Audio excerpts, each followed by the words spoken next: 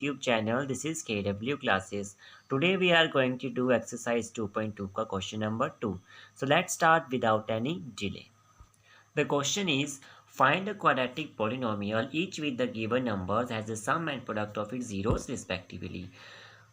हमें quadratic polynomial find करना है जिसमें हमें sum of the zeros given है और product of the zeros given है। मतलब जो फर्स्ट टर्म गिवन होगी हमारे पास that is sum of the zero and second term given होगी हमारे पास that is product of the zero.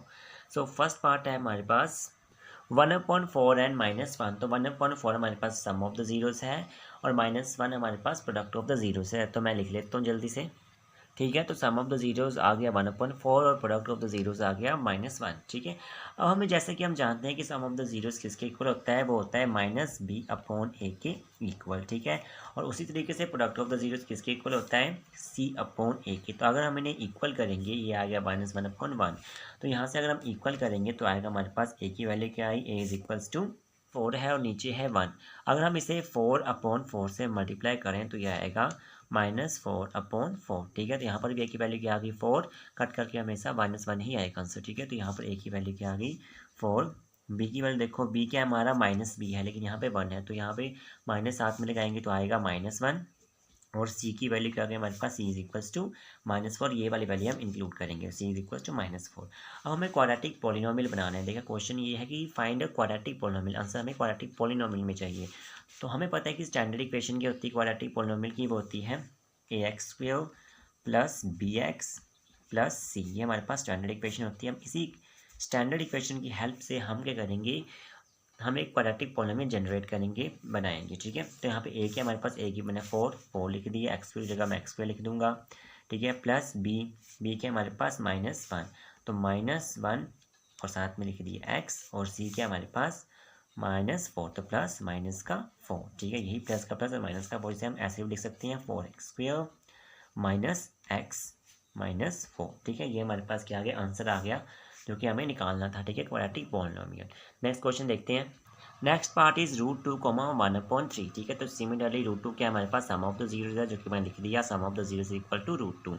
और 1/3 क्या हमारे पास प्रोडक्ट है, तो प्रोडक्ट ऑफ द जीरोस क्या आ गया 1/3। ठीक है, अब देखो similarly some of the zeros हमें पता है कि किसके इक्वल होता है, -b/a, और प्रोडक्ट ऑफ द जीरोस किसके इक्वल होता है, c/a। तो हम इनको इक्वल कर देते हैं। यहाँ पर मेरा स्पेस नहीं है तो मैं यहाँ कर रहा हूँ।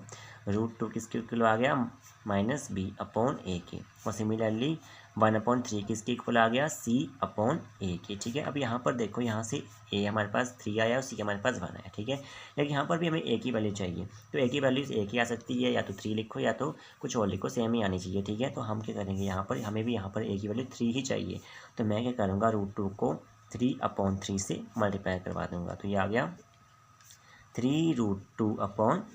ठीक है, तो अब देखो यहाँ पर क्या आई, a की वैल्यू आ गई हमारे पास 3, b की वैल्यू क्या है हमारे पास, माइनस लगा है तो माइनस का √2, और c की वैल्यू क्या है हमारे पास 1।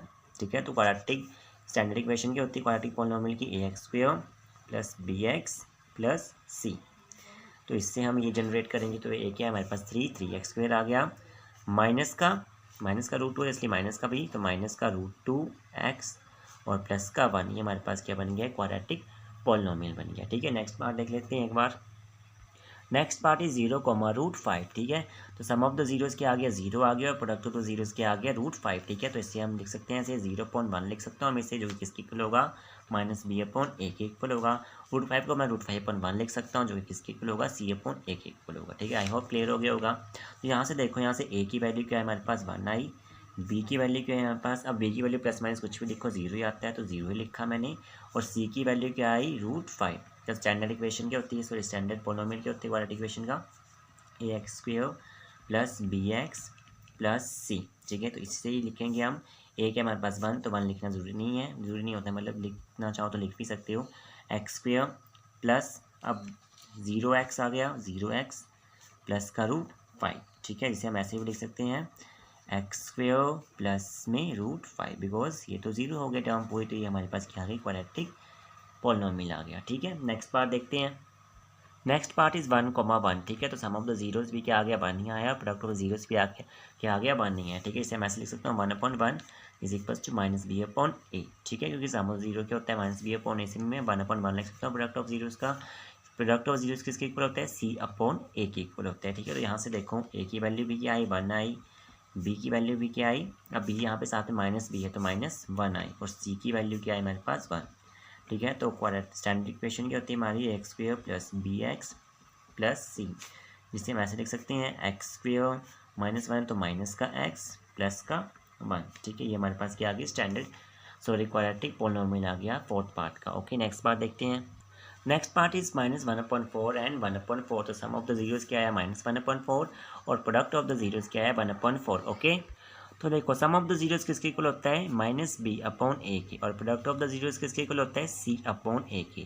तो यहाँ से हमें वैल्यूज़ निकालेंगे, तो a की वैल्यू क्या आई 4, b की वैल्यू क्या है, अब देखो ये -1 है, ये -b, माइनस माइनस कैंसिल हो जाएगा, आएगा कि हमारे पास 1, और c की वैल्यू क्या है हमारे पास 1। ठीक है, तो ax² plus bx plus c से निकालेंगे हम तो क्या आएगी 4x² प्लस x और प्लस का 1, क्योंकि b क्या हमारे पास 1, तो 1x मीन्स x। ठीक है, तो this is the fifth part of the second question.